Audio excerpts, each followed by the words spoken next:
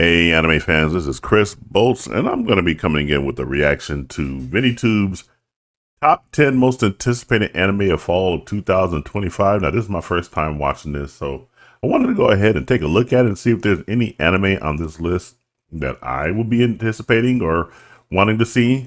But before I do get into the content, do make sure you like, share, subscribe, turn on your post notifications. All that stuff really helps me out. And if you want to watch this video without my commentary, I will link it in the description. Also, make sure you guys do go ahead and give Viniitube a follow. He's at 1.12 million subscribers, so he doesn't really need my help. But I always like to give credit to the content creator. And I'm going to leave a like right there because I generally, for the most part, like all of Vinitube's videos. So without further ado, let's go ahead and get right off into this. To be absolutely stacked. From long-awaited sequels of beloved series to brand new adaptations with utterly wild premises, there's a ton for every kind of anime fan to get hyped about. So grab your senzu beans and let's dive into the top 10 anime we can't wait to watch in fall 2025. ここはそうだ私はあいつの戦利品としてさらわれたのだったな We're kicking things off with a fantasy rom-com that took the internet by surprise. The Barbarian's Bride. Our leading lady, a high-ranking noble knight. Her reward, getting handed over to the enemy as a peace-offering wife. Brutal, right? But plot twist. This so-called barbarian isn't some grunting caveman. He's a chiseled, soft-spoken king who knows how to swing a sword and hold a conversation. Suddenly, enemies to lovers go full throttle with battlefields, banter, and maybe a little bit of blushing along the way. It's the kind of show where sparks fly, sometimes from clashing weapons, sometimes from stolen glances. Whether you're here for the action, the slow burn romance, or just watching a knight suplex her would-be husband into love, then this is the one to watch. It's over the top, it's passionate, it's unexpectedly hilarious, and if it sticks the landing, it might be the dark horse hit of the entire season. 男性経験がなさすぎてどうしたらいいか全くわからん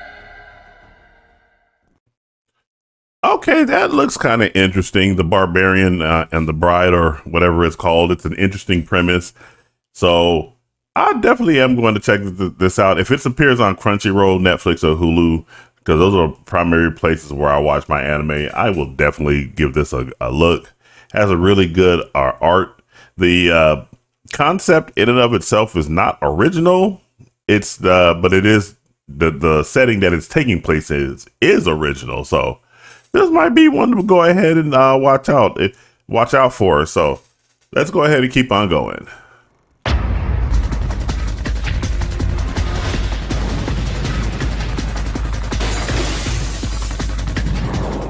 Next up is Sanda, the most insane Christmas anime you didn't know you needed. Imagine if Santa Claus had a shonen awakening in a dystopian future where holiday cheer is illegal. From the mind of Beastars creator Baru Itagaki, Sanda introduces a Japan where declining birth rates have turned kids into government assets and Christmas into a forbidden relic. Enter Sanda, a seemingly average kid who suddenly gains the powers and beard of a jacked up Santa Claus. I'm not joking here, okay? He literally transforms into a buff, red-suited savior to bring back joy to a broken world. Animated by Science Saru, expect fluid animation, trippy visuals, and high-concept holiday action. There's commentary on consumerism, family, and identity, but also flying reindeer punches. This is one of those anime where you just sit back, eat some gingerbread, and say, sure, why not? Baru Itagaki is about to turn Christmas into an emotional roller coaster, and Sanda might just slay the entire season. テレビアニメサンダ Now that looked pretty interesting. Let's go back a little bit. I like the artwork of Sanda. And it is an original concept and everything. Going in there, becoming a buffed up Santa to bring back joy and happiness to a world that is no longer allowed to have joy. Christmas, children becoming assets.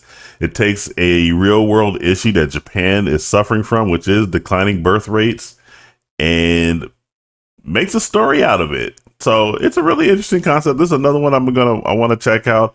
If it's coming from the creator of Beastars, chances are it will debut on Netflix only, but we'll have to, but time will tell on that one. I wasn't too much of a fan of Beastars. I know some people talk about it, but I tried watching it, but it just didn't work out for me or anything. So, but maybe he might be lucky with this one. Let's go ahead and continue on.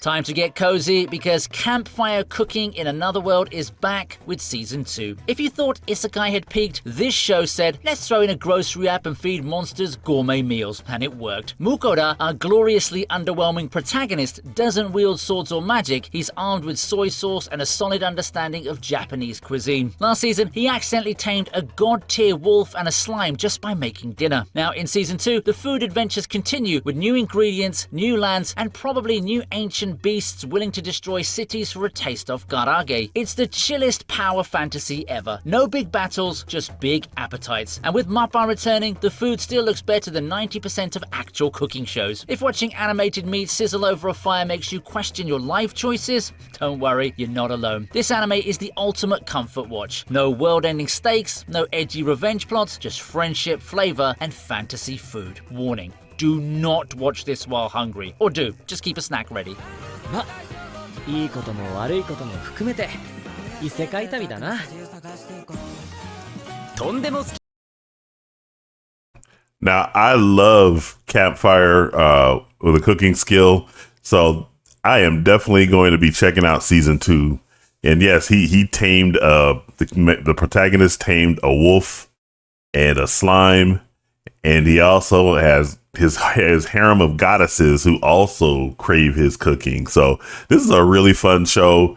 It's a really good, unique take on the isekai, just like the Reborn as a vending machine. Take these concepts and put their own twist on them, and take the isekai genre and the Japanese are putting their own twist on it and everything. So it's a really fun show to watch, and I definitely love the cooking show. There's another one that's out right now, Outcast, a cooking restaurant, which follows a guy who quit his super highly skilled S-rank team to open his own restaurant. So I love these types of anime. Can't wait to see this one again. I can't wait to see Season 2. あの日からずっと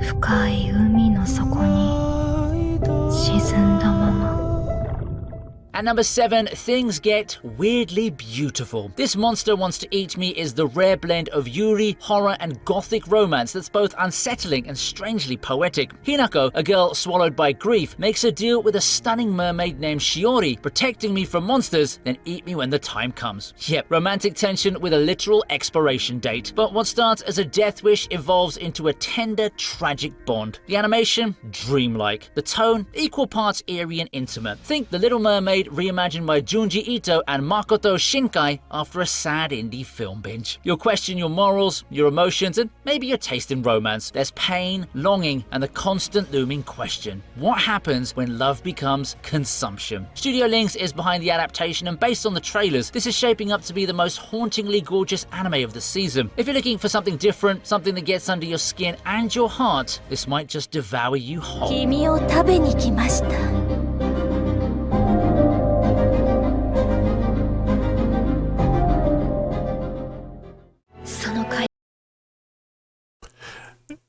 Yeah, that one had really good animation and good character drawings.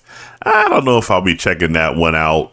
I did watch a couple of other anime that have the same exact type of concept where the protagonist promises some type of demon or vampire that they can that whatever favor the or they do for the protagonist, they can eat the protagonist in the end. So it's not something that's going to be my cup of tea or anything. Maybe you guys might find it enjoyable, but that's one anime where I'm definitely, probably more than likely will not check it out. Actually, I'd take that back. I probably will check out the first episode to see if it grabs me. And then after that, if it doesn't, I'll just go ahead and drop it.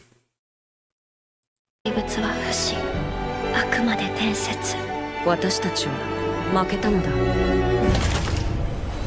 完全敗北。break out the tissues because To Your Eternity is back to emotionally wreck us with Season 3. Fushi, the immortal shape-shifting bean of sadness, is stepping into the modern era. That's right, cars, electricity, smartphones, and heartbreak. This arc, dubbed the Present-Day Saga, shakes up the usual medieval fantasy vibe and tosses Fushi into a world filled with new people, new technology, and the new knocker threats. If you thought watching him lose friends in the past hurt, just wait until he makes a TikTok account and then loses someone in 4K. Okay, maybe not TikTok, but you get the point. The emotional core is still intact, themes of identity, loss, memory, and what it truly means to live. Studio Drive and Studio Musket return to animate more pain directly into your soul. And if you made it through the previous arcs, you already know you're not walking out of this season emotionally unscathed, right? But that's what makes To Your Eternity special. It crushes you, then reminds you why life is worth living, and then crushes you again beautifully.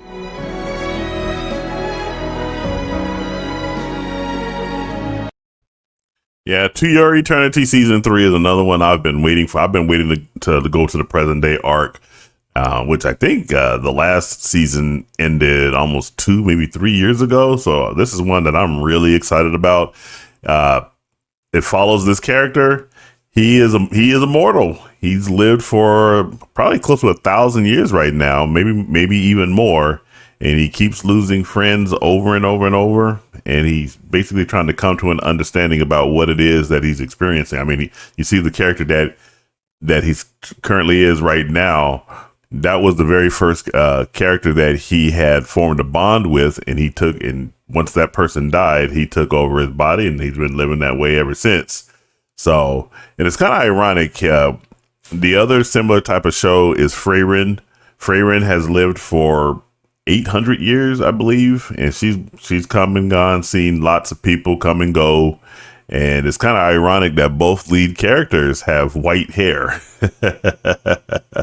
So that's an interesting tidbit right there. So yeah, definitely looking forward to Your Eternity Season 3. Got something to add to your list for this fall? Then you know what you've got to do, right? Hit that like button and subscribe to the channel right now.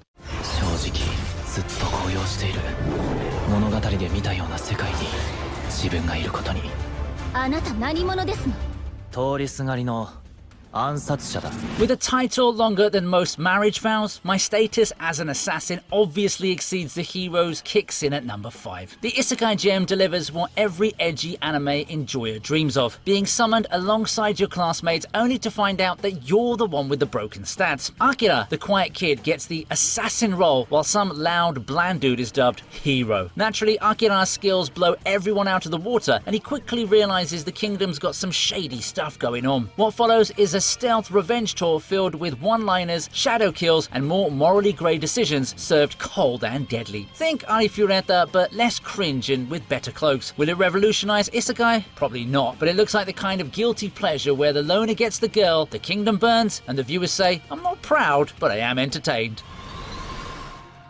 俺が生き残るために Now, before we get to Spy, I'm definitely going to watch Spy Family Season 3. That is beyond question. But yeah, this anime, with the big wrong title, my status as assassin exceeds that of the hero, and I love the Japanese when they come to these titles. It's not going to be original. Like Viniitube mentioned, I think Ari Fureta, there's another one that had an assassin that actually reincarnated from the real world into a fantasy world, and he still kept his assassin-like skills. And yeah, it's not going to revolutionize Isekai, but it looks to be a fun ride. It's got really good art, and it's got a really good premise. So I'm definitely going to check this one out as well. I really, for the most part, the Isekai genre is one where I'll always gravitate to, especially if it looks like this. So definitely going to check that one out. And let's go ahead and check out Spy Family. Like I said, that's a fait accompli. I'm going to be watching Spy Family Season 3. That's one of my favorite anime. アイスマンマ Class is back in session for the most dysfunctional household in anime. Spy Family Season 3 is locked and loaded. The Forgers return with more fake family hijinks, real explosions, and Anya's meme-worthy mind-reading disasters. We'll get more Lloyd spy action, more your badassery, and probably another round of Anya looking into someone's brain and making that gremlin face. Somehow, this show still balances wholesome family moments with the elite espionage and Looney Tunes level comedy. It's like Mr. and Mrs. Smith had a kid, and that kid was a psychic with a dog who sees the future. Oh, and Bond's back too, the psychic good boy who deserves all the treats. Witch Studio and Cloverworks are still tag teaming this, so it'll look gorgeous even if the plot is just Anya trying to pass a math test. In a world of dark and gritty anime, Spy Family reminds us that family chaos is the best kind of chaos. その日、俺はいつものように稽古を終えてまっすぐ帰るはずだった。彼らに出会うまでは。 It's anime, it's Disney, it's pure chaos. Twisted Wonderland, episode of Heart's Labial drops us into Night Raven College, a school where every dorm is based on a Disney villain and every student looks like they walked out of a gacha banner. Season 1 kicks off in the Heart's Labial dorm, aka Wonderland, with eyeliner. Riddle Rose Hearts runs things with ironclad tea party rules, and chaos ensues when the new transfer student shows up. It's weird, stylish, and way more fun than it has any right to be. Whether you've played the game or not, this adaptation is a feast of bi-shonen drama, magical mayhem, and the occasional off-with-their-heads moment. Expect crisp visuals and outfits that'll have you googling anime villain academia fashion. Will it be deep? Probably not. Will it be your guilty pleasure? Absolutely. Welcome to the dark side. We have handsome boys and tea. Lots of tea. よくも厳粛な入学式台無しにしてくれたね。覚悟はいいかい。 Leave it to the Japanese to create the most original Disney product out there that they've had since, my goodness, I don't know how long. Disney Pixar, Disney Star Wars, Disney Marvel is such a mess, but they go ahead and have a partner up with this one. It's probably more than likely going to air on Disney Plus because Hulu is going away in 2026. So maybe it might air on Hulu Plus this year since it's coming out in October. But man, I tell you, it looks good. It looks good and everything. But you know, again, good going Disney to give the Japanese an opportunity to take one of your treasured stories and put their own twist, pardon the pun, on it. But maybe you could take a lesson from this and start doing the same with some of your other stuff. 許せん。しかも俺を狩りに現れないのが余計許せん。ハゲマントだからか。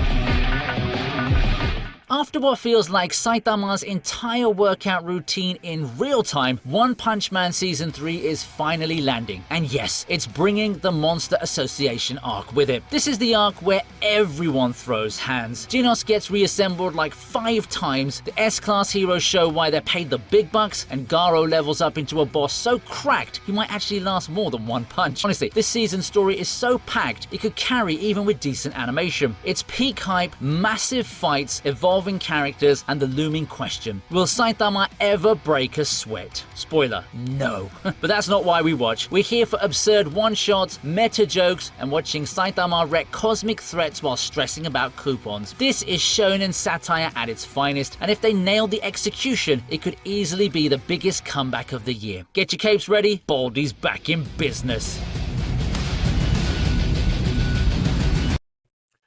That's a big if. That's a big if for One Punch Man Season 3. Now, if you've been following my channel, you know I've detailed some of the travails that this thing is having to deal with. We're overworked animators, voice actors who haven't met their Japanese counterparts, delays, bad marketing, lack of any type of information regarding a trailer before the season drops in October. We still haven't gotten that yet. And that was one of the reasons why I actually watched this, because I wanted to see if there would be any news that Viniitube got, but nope. I've seen all of this stuff before, and some of he's showing clips from, it looks like he's showing clips from mostly season 1 and season 2. This one right here of Garo looks like it might be from season 3. the season 3 animation that I saw before does not instill any type of confidence. If it looks like this, then definitely JC staff and Crunchyroll have nothing to worry about. But if it's anything less than this, man, you're gonna blow up the internet. So one to keep an eye on this one, One Punch Man season 3. And yes, I will be watching One Punch Man. I already said I would be. And I'll be covering each and every episode and giving my thoughts and opinions on that. So keep an eye out for that in October.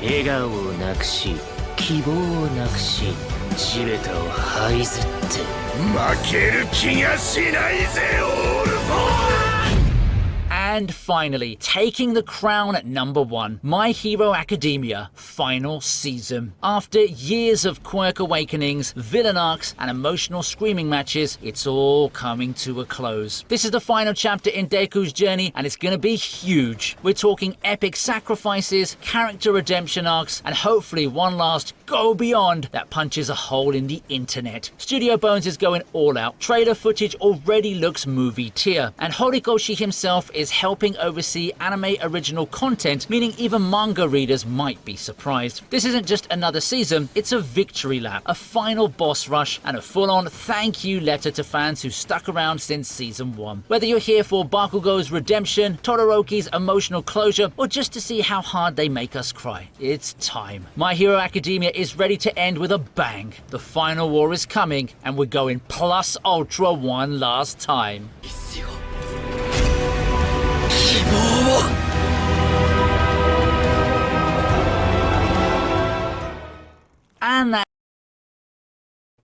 And you know I am gonna be here for My Hero Academia, the final season.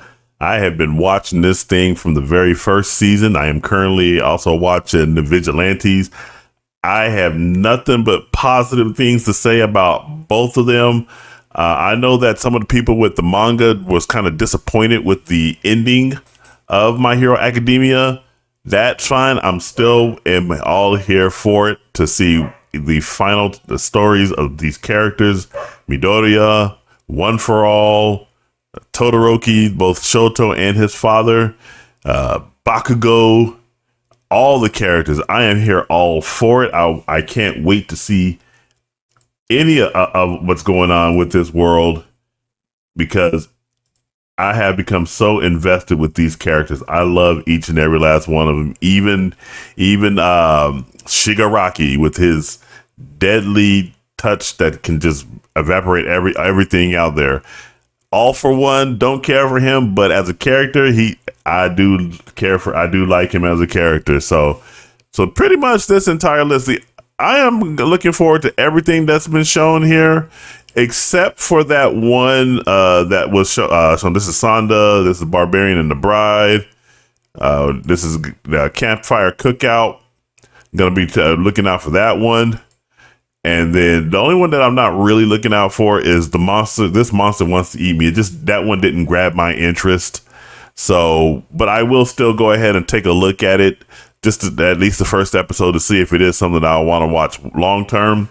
But other than that, everything else on here, I am highly hyped for. Spy Family season 3, To Your Eternity season 3, the final season of My Hero Academia, the One Punch Man season 3, The Barbarian and the Bride, as Sonda, and also Campfire Cooking with Another Skill, or whatever the title is of that show, because oh my goodness, what is it? Campfire Cooking in Another World. There you go.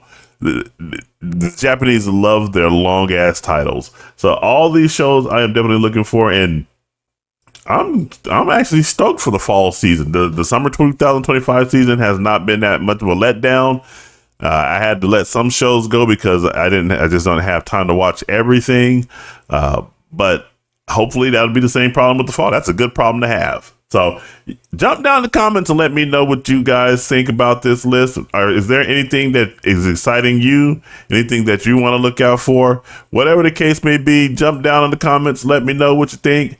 And make sure you do like, share, subscribe, turn on those post notifications. All that stuff really helps me out. And remember, This is Chris Bolts signing off, and I will catch you guys in the next video. You take it easy.